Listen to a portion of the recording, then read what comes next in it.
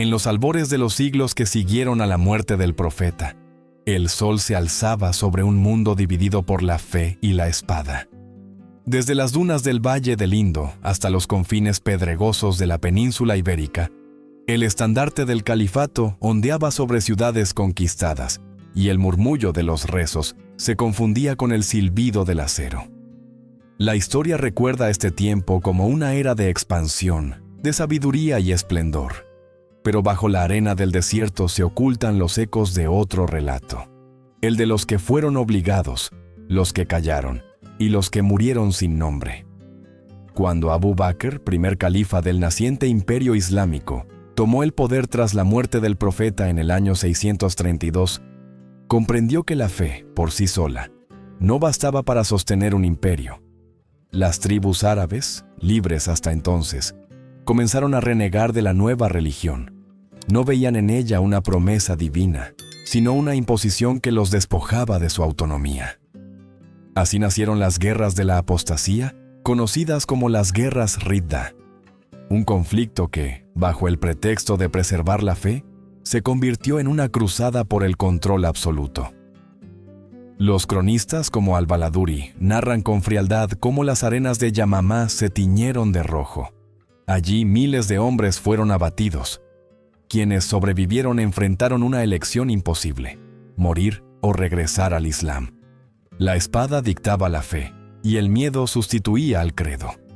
Lo que comenzó como una defensa de la unidad religiosa se transformó en un ejercicio de poder sin límites, donde la conversión ya no era un acto del alma, sino del cuerpo amenazado. El eco de aquel terror no se detuvo en las fronteras del desierto. Siglos más tarde, durante el dominio omeya, los decretos siguieron el mismo curso. En Samarcanda, en el año 712, el general Qutayba ibn Muslim impuso un ultimátum a los zoroastrianos: aceptar el Islam, pagar tributo o ser destruidos. Y en Deval, según relata Al-Baladuri, la resistencia fue aplastada sin piedad. Los hombres fueron ejecutados, las mujeres esclavizadas, los templos consagrados a un nuevo Dios. Los que se sometieron vivieron, los que no, desaparecieron. La paradoja era cruel. El Corán proclamaba: no hay coacción en la religión. Sin embargo, las decisiones del poder se escribían con sangre sobre la arena. Lo divino se había convertido en ley, y la ley en instrumento del miedo. Así nació el rostro oculto del califato. Un sistema donde el silencio era obediencia, y la obediencia significaba supervivencia. El narrador medieval diría que, en aquellos días, la fe caminaba descalza sobre cadáveres. Y aunque los palacios crecían, aunque las mezquitas se llenaban de luz y de poesía, las ruinas de Yamamá y Deval recordaban otra verdad: el esplendor se alimenta del olvido. El imperio crecía, sí, pero también lo hacía a su sombra. Desde los oasis del desierto hasta los mármoles de Damasco, los conquistadores levantaban un nuevo orden, uno que predicaba la justicia divina mientras afilaba la espada. En nombre de la paz, se impuso el miedo. En nombre de la verdad, se enterraron las voces. Las crónicas que sobrevivieron, guardadas en pergaminos ocultos y bibliotecas silenciosas, no celebran las victorias, sino que lamentan los sacrificios. Hablan de aldeas borradas del mapa, de niños marcados como tributo, de hombres que fingían rezar para salvar su vida. Hablan de un tiempo en que la fe dejó de ser esperanza y se convirtió en mandato. Pero incluso en medio de esa oscuridad, la historia guardó un susurro: el de los que resistieron, los que en secreto siguieron orando a sus dioses antiguos o soñando con su libertad perdida. Ellos no escribieron su historia, pero su dolor la esculpió. El eco de esas voces perdidas aún resuena, como si el viento del desierto las llevara de siglo en siglo, recordándonos que ningún imperio, por grande que sea, puede edificar su gloria sobre el silencio eterno. Y así termina el primer acto de este relato: el nacimiento de un poder que convirtió la fe en mandato y el alma humana en campo de batalla. Cuando el polvo del desierto aún no se había asentado sobre la tumba del profeta, el eco de su mensaje empezó a dividir a las tribus que antes lo seguían. Algunas se negaron a pagar el zakat, el impuesto religioso.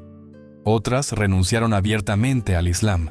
Para Abu Bakr, aquel desafío no era solo político, era una amenaza existencial. Si la fe se fragmentaba, el imperio naciente colapsaría.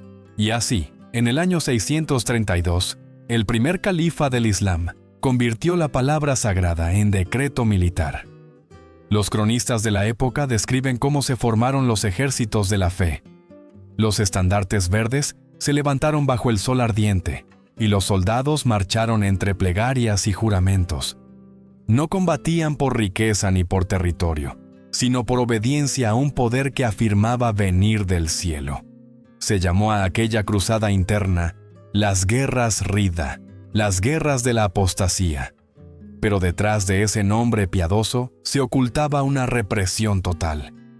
En la provincia de Yamamá, una de las más fértiles y rebeldes, la resistencia fue feroz.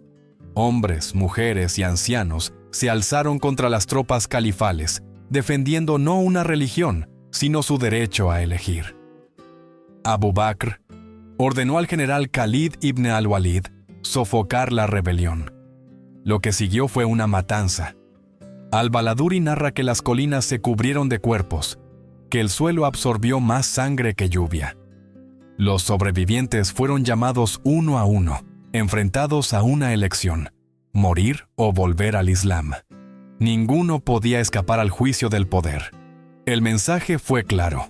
La fe, que alguna vez había sido una promesa de redención, se convirtió en un mandato sellado con fuego.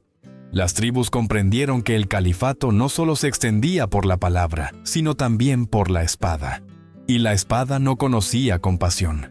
Siglos más tarde, la historia repetiría el mismo patrón bajo los omeyas, una dinastía que heredó la grandeza del desierto y el hambre de control. En el año 712, el general Qutayba ibn Muslim conquistó Samarcanda, la joya de Asia Central. Según el cronista Al-Tabari, los zoroastrianos fueron convocados ante el nuevo amo de la ciudad. Se les ofreció un trato: aceptar el Islam, pagar la jizya, el impuesto de los infieles, o enfrentarse a la aniquilación.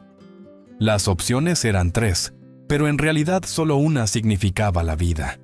Algunos aceptaron y se arrodillaron. Otros, aferrados a sus creencias antiguas, fueron ejecutados públicamente. Las hogueras ardieron en las plazas, las escrituras sagradas fueron destruidas, y los templos se transformaron en mezquitas. El cambio de fe se convirtió en espectáculo, una representación del poder absoluto. En el año 711, la misma historia se repitió en Deval, en la actual región de Sind.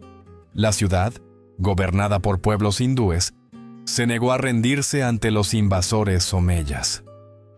Los relatos de Al-Baladuri describen cómo, tras la conquista, las murallas fueron derribadas y los hombres masacrados.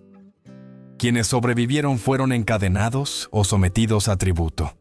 Las mujeres fueron repartidas como botín. La orden del califa era clara: los rebeldes debían ser castigados, y el castigo debía servir como advertencia para el resto del mundo. Los poetas posteriores, intentando justificar la brutalidad, escribieron que aquellos actos eran necesarios para proteger la pureza de la fe. Pero las arenas no mienten. Allí donde hubo conversión forzada, el silencio de los vencidos habló más fuerte que los himnos de los vencedores. El contraste entre la doctrina y la práctica se hizo insoportable. El Corán decía: no hay coacción en la religión. Sin embargo, los decretos de los califas parecían responder: salvo cuando el poder lo exige. Así, el ideal espiritual quedó sepultado bajo las ruinas de las ciudades conquistadas. El mundo islámico se expandía, sí, pero su crecimiento tenía un precio: el miedo. En cada frontera nueva, el mensaje era el mismo: convertíos o morid. La religión se transformó en instrumento político, la espada en su intérprete, y con el paso de los siglos, ese método se perfeccionó, convirtiendo la fe en una forma de gobierno y la obediencia en virtud. Los cronistas europeos, siglos después, escribirían con horror sobre aquellas campañas, no porque ignoraran la violencia de su propio continente, sino porque en el contraste con el esplendor cultural de los califatos, la contradicción resultaba insoportable. ¿Cómo podía un imperio que construía bibliotecas y observatorios científicos al mismo tiempo borrar pueblos enteros en nombre de la fe? Los historiadores árabes lo sabían también, aunque muchos callaron. Algunos, como Al-Tabari, lo registraron con una frialdad que duele. Quien se opone al mandato de Dios, pierde su vida y su memoria. Esa frase resume una época en la que la religión se convirtió en arma y la historia en cómplice. Los califas aprendieron que la violencia podía mantener la unidad mejor que la palabra, y así, los siglos del Islam temprano se levantaron sobre una paradoja. Mientras los poetas celebraban la belleza de la fe, los ejércitos destruían en su nombre. La memoria de las guerras Rida fue enterrada bajo capas de leyendas, como si la historia quisiera olvidar su propio origen. Pero el desierto, que todo lo guarda, conserva el susurro de los condenados. Cada grano de arena parece repetir lo que los cronistas callaron, que la devoción, cuando se impone con sangre, deja de ser sagrada.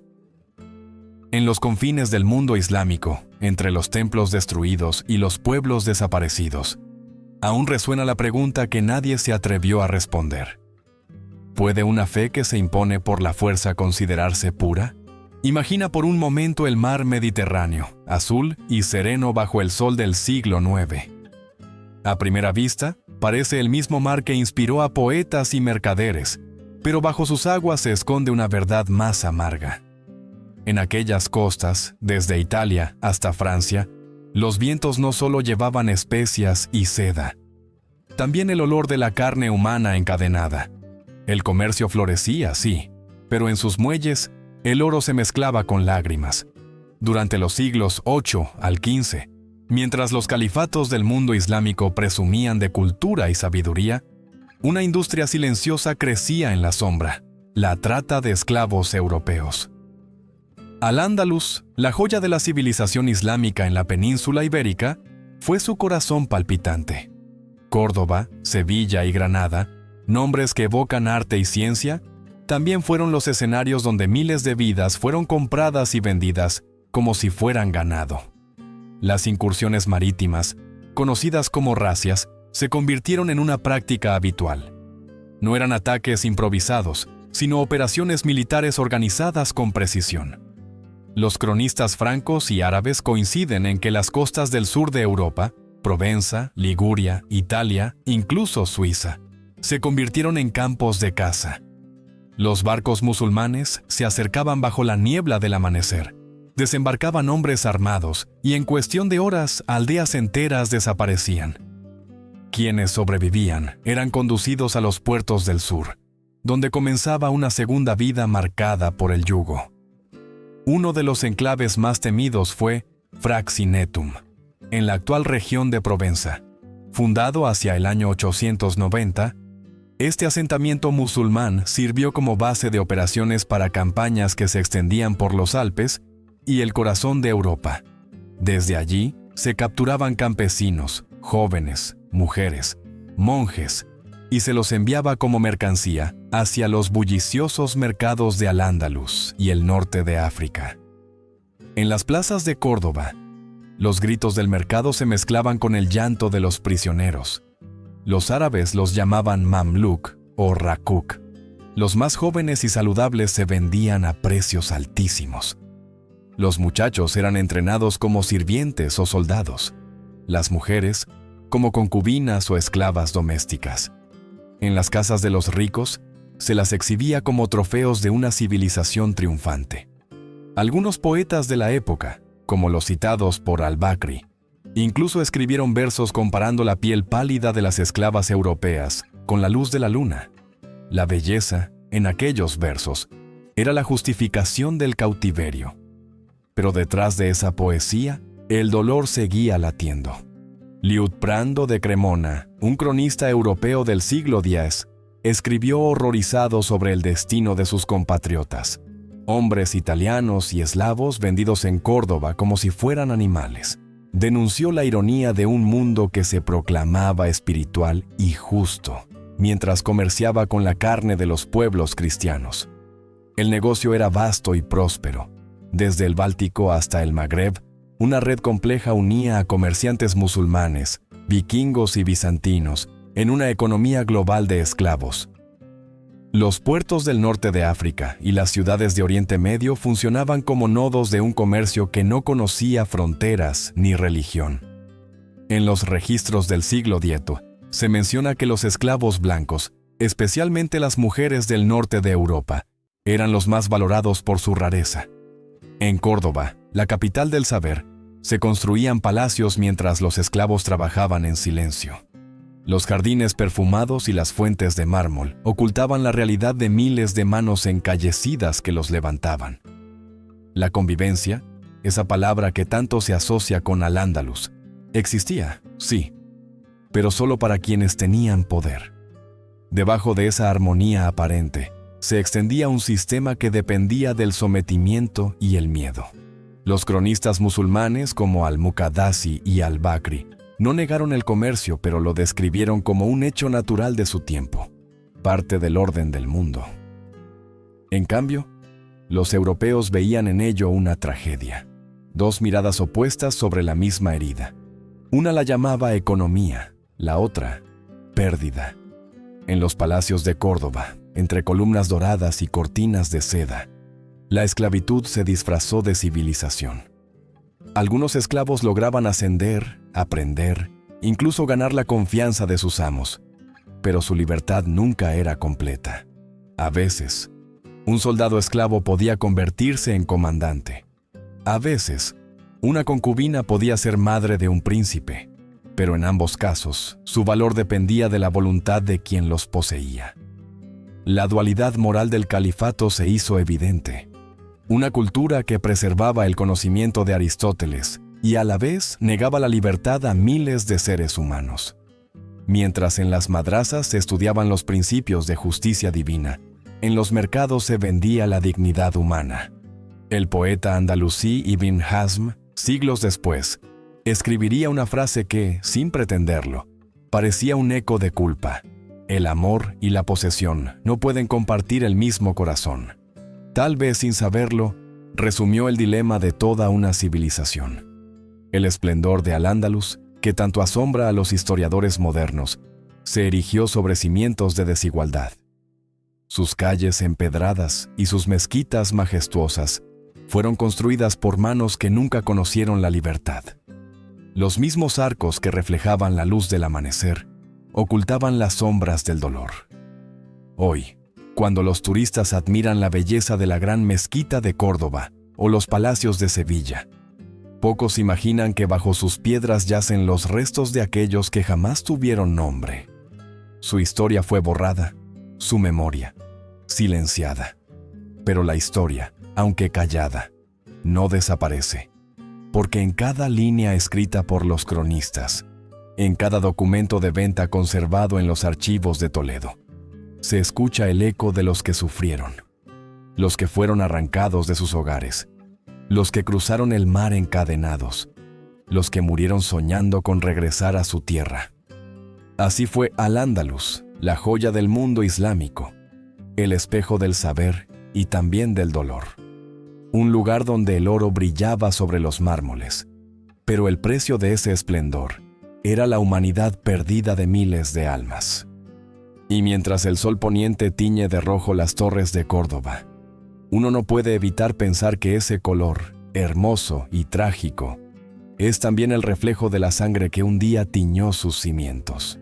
¿Qué hace un gobernante cuando su poder tambalea?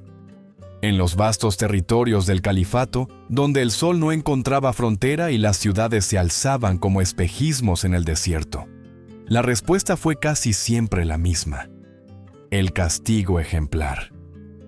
No bastaba con derrotar al enemigo, había que borrar su memoria. La obediencia debía grabarse no en las leyes, sino en los cuerpos. En el año 685, el aire de Kufa estaba impregnado de miedo. Allí se había levantado Mukhtar al-Thaqafi, un hombre que osó desafiar al poder omeya, proclamando la justicia en nombre de la familia del profeta. Su rebelión encendió las esperanzas de los oprimidos, pero también la furia del trono. Durante 2 años, sus seguidores resistieron, soñando con un califato más justo. Sin embargo, la respuesta de Damasco fue fulminante. El general Musab ibn al-Zubayr, enviado para aplastar la insurrección, cercó la ciudad como un cazador acorrala a su presa. Cuando Kufa cayó en 687, la venganza fue implacable. Según los relatos de Al-Tabari, más de 6.000 seguidores de Mukhtar fueron ejecutados públicamente. Las plazas se convirtieron en ríos de sangre, los cuerpos se apilaron como advertencia, y las cabezas de los rebeldes fueron exhibidas bajo el sol ardiente. No hubo juicio, no hubo perdón. El mensaje era claro. Ningún ideal podía sobrevivir a la ira del califa. El eco de aquella matanza se extendió por todo el desierto. En cada rincón del imperio, las tribus comprendieron que el precio de la disidencia era la desaparición. Los cronistas musulmanes llamaron a estos castigos expresiones de justicia divina. Pero la justicia, en aquellos tiempos, tenía la forma del miedo. Décadas más tarde, el ciclo de sangre se repitió con una magnitud aún más siniestra. En el año 750, tras derrocar a los omeyas, los abasíes inauguraron su propio reinado de terror. Abu al-Abbas, el primer califa de la nueva dinastía, se ganó un sobrenombre que aún estremece los pergaminos: Al-Safa, el derramador de sangre. Para celebrar su victoria, invitó a los príncipes omeyas a un banquete de reconciliación en Damasco. La mesa estaba servida con dátiles, vino y promesas de paz. Los invitados, confiados, se sentaron bajo los arcos decorados con oro y marfil. Pero cuando el festín alcanzó su punto más alto, el aire cambió. Los músicos callaron, las puertas se cerraron y los guardias irrumpieron con espadas desenvainadas. En cuestión de minutos, el salón se transformó en matadero. Los príncipes, sorprendidos, cayeron uno tras otro. Los cuerpos fueron arrastrados fuera del palacio y enterrados en fosas anónimas. Ninguno debía quedar para reclamar la herencia del poder. Aquel acto no fue una traición, sino una declaración. El nuevo califato había nacido sobre las cenizas del anterior. Los cronistas lo registraron como una purificación del linaje, pero en realidad fue una lección. El poder no se comparte, se perpetúa a través del miedo. El terror no se detuvo ahí. En el año 762, bajo el mismo gobierno abasí, la ciudad de Wasit se alzó contra el trono. Durante meses resistió el asedio. Los habitantes creían que el hambre sería su peor enemigo, pero no sabían que el verdadero castigo comenzaría con la rendición. Cuando finalmente las puertas de Wasit se abrieron, el comandante Isa ibn Musa entró no como conquistador, sino como verdugo. Los líderes tribales fueron ejecutados públicamente y sus cuerpos expuestos en las murallas. Los niños fueron obligados a mirar. La lección debía transmitirse a las generaciones futuras.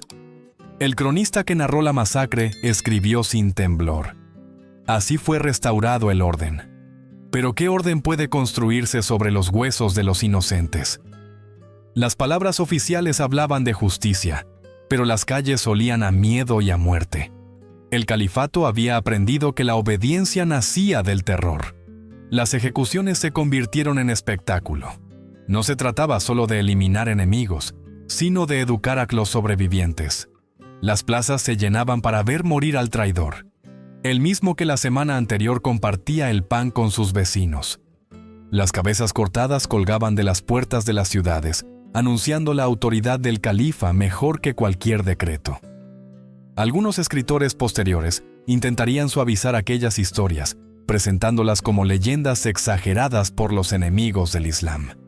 Sin embargo, los documentos contemporáneos son claros.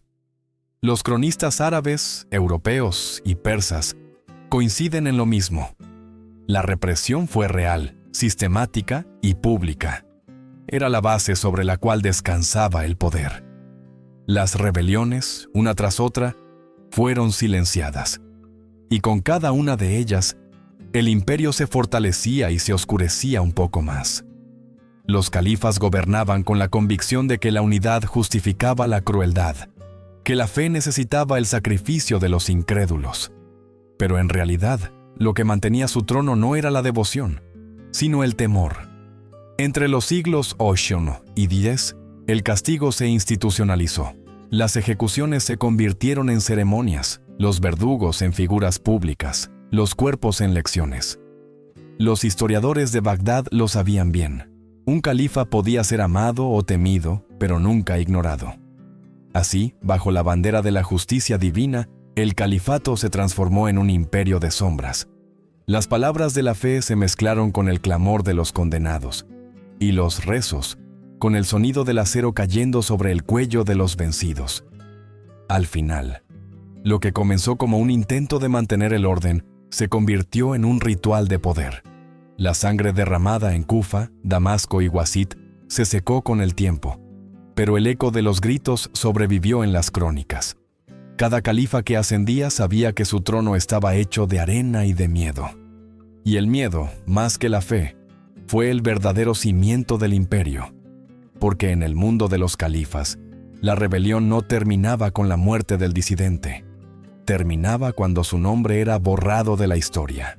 De todos los crímenes cometidos bajo el nombre del poder y la fe, tal vez el más silencioso y devastador fue el que se cometió contra la memoria. Porque cuando se destruyen los cuerpos, la historia aún puede llorarlos. Pero cuando se quema el conocimiento, el olvido se convierte en victoria. El año 642 marcó el inicio de una de las pérdidas más dolorosas de la humanidad: la destrucción de la Biblioteca de Alejandría. Aquel templo del saber, heredero de los griegos, los romanos y los egipcios, había sobrevivido siglos de guerras y decadencias, pero no resistió al fanatismo del nuevo orden. Según los relatos posteriores de Abd al-Latif al-Baghdadi, el califa Umar ibn al-Khattab, al enterarse de la existencia de miles de manuscritos en Alejandría, pronunció una sentencia que heló la tinta de la historia. Si los libros contienen lo mismo que el Corán, son inútiles, y si dicen lo contrario, son herejía. Las órdenes fueron cumplidas sin vacilación. Los rollos fueron amontonados en las calles, las bibliotecas convertidas en hogueras.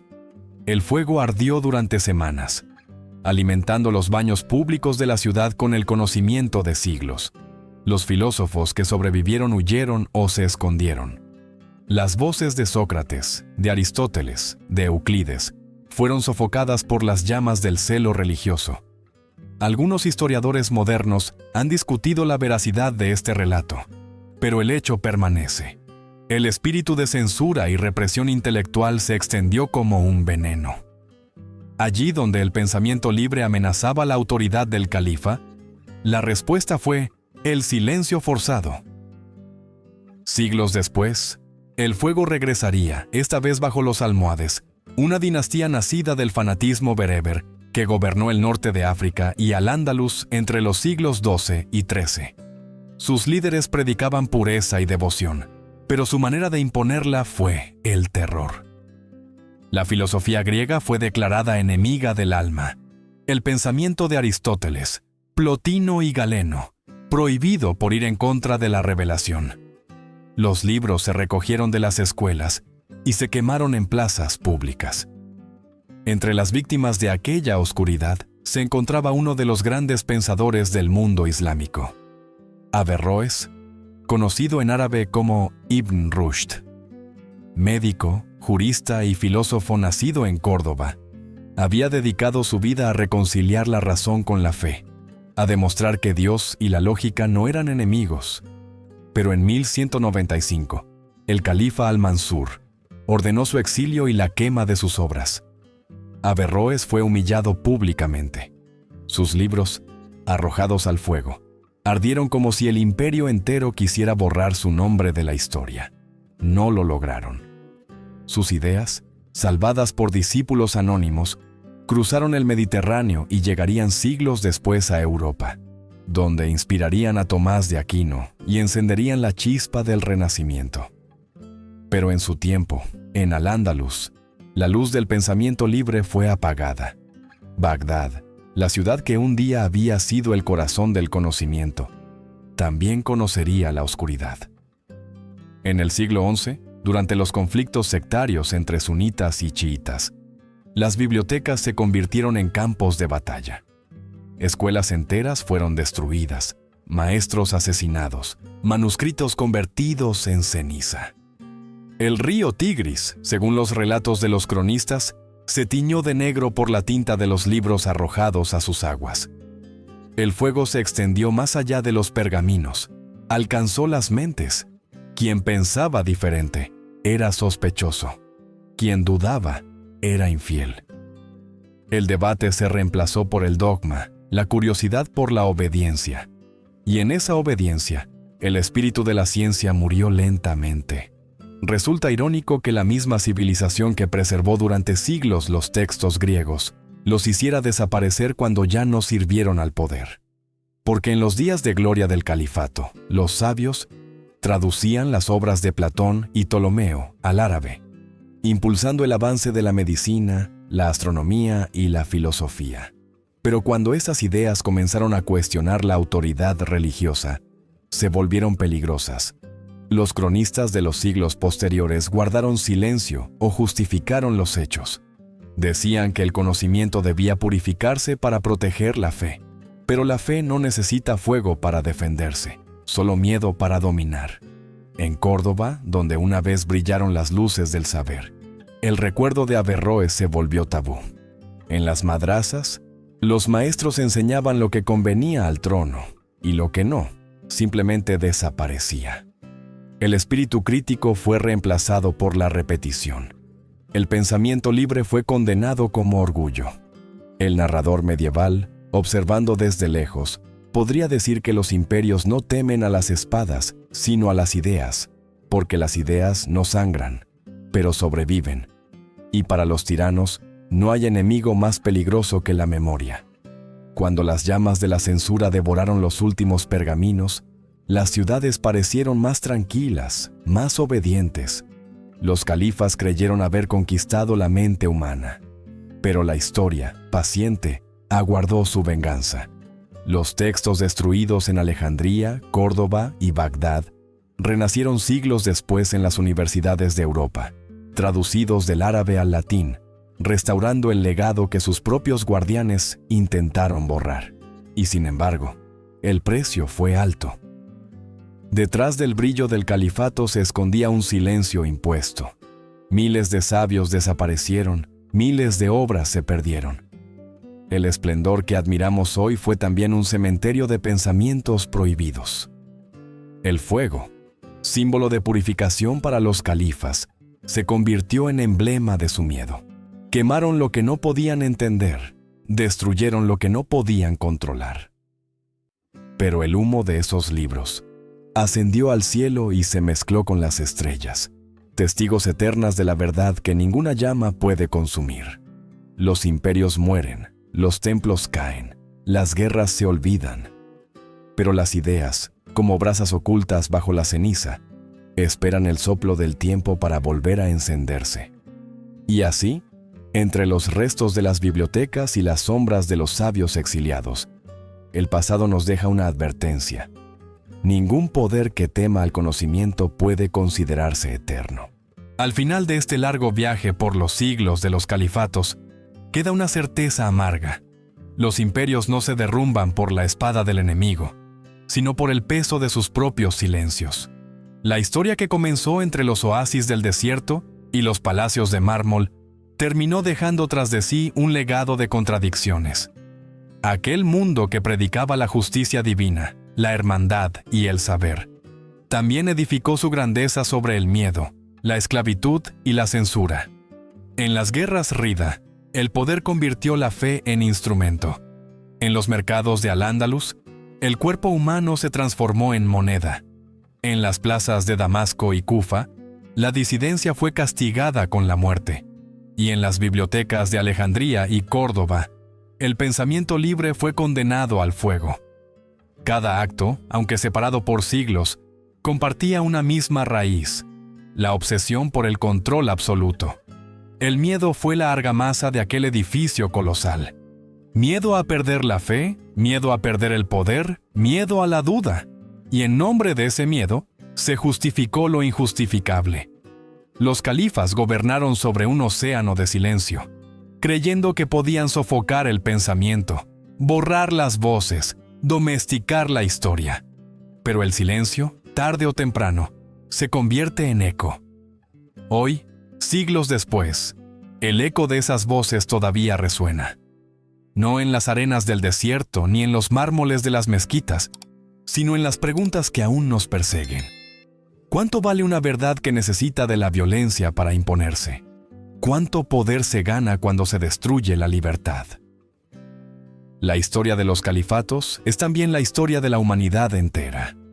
Un ciclo donde la fe, el conocimiento y el poder se entrelazan en una lucha interminable. A veces, la luz de la civilización brilla más cuando ilumina las sombras de su pasado. Y así, mientras los restos de los imperios se hunden bajo la arena del tiempo, la lección permanece. Ninguna religión, ningún reino, ninguna ideología puede sobrevivir eternamente si se alimenta del miedo y del olvido, porque la historia no duerme. Espera silenciosa bajo nuestros pies. Y cada vez que un hombre impone su verdad sobre otro, las sombras del pasado despiertan, recordándonos que el poder sin compasión no construye fe, solo ruinas.